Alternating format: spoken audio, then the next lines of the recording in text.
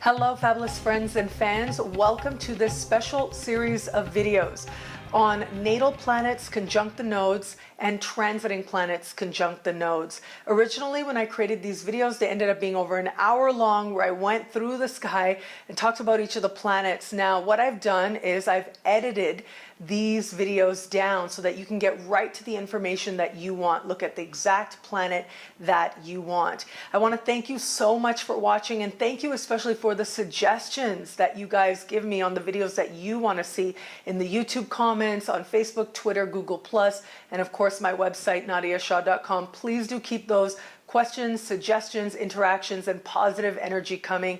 It really does mean so much to me. And if you like these videos, please share them. And of course, let me know online. Enjoy. Now the transpersonal planets, Jupiter conjunct the South Node is overindulgence. I mean, this is attracting people in early life who like to party. Again, all else being equal. And this is even you possibly as well. If you have Jupiter conjunct the South Node. You know, with this I remember many years ago reading a book by Scott M. Peck. Now, he wrote this huge bestseller called The Road Less Traveled. And essentially what this book is about is that self-knowledge is the road less traveled. And then he wrote this follow-up book called Further Along the Road Less Traveled as well. So I was really into these books, and still from time to time I'll pick up these books, you know, every few years or so, because I just think that they were that good and that helpful and that illuminating. I know for a lot of people they were. So in Further Along the North Node, Further Along the Road Less Traveled, Scott M. Peck talks about addiction as a spiritual disease. And he says how ultimately people who fall into addiction, it's because there's a sensitive nature that desires communion and connection with the divine. And he said that it's similar to that feeling of being in the womb, where you know that you are just connected to your entire environment. You know that there's sense of protection there as well. And so he draws that analogy. But when I look at Jupiter conjunct the South Node, I mean, to me, this is sort of that kind of person who would be very sensitive in early life, maybe might even overindulge a little bit in some, whether it's a substance or something else, overindulge, maybe parties a little bit too much, wants to be this, you know, the party girl or the party boy, and may attract people as well who encourage them to indulge, to let loose, to really party hard. That tends to be sort of typical of Jupiter conjunct the South Node, but ultimately it is about understanding, as I said, it's about a spiritual disease, as Scott M. Peck called it. And so it's about ultimately rising. It's about going through that so that you actually understand that what you're really going for is communion, is connection. And then you start to change and you start to do that work that allows you to feel that sense of spiritual connection. And so that becomes a huge theme in the life of the particular person.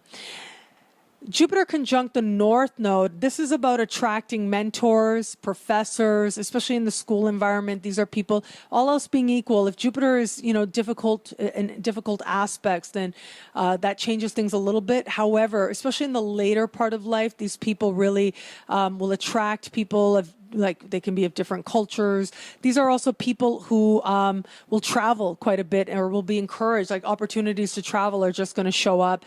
And people who actually want to see you, like, manifest the best in you in terms of a more optimistic vision of yourself tend to show up as well. These are, you know, attracting mentors and teachers and the philosophical types as well. Sometimes who are very cheerleader-ish as well, who are like, yes, you can do it.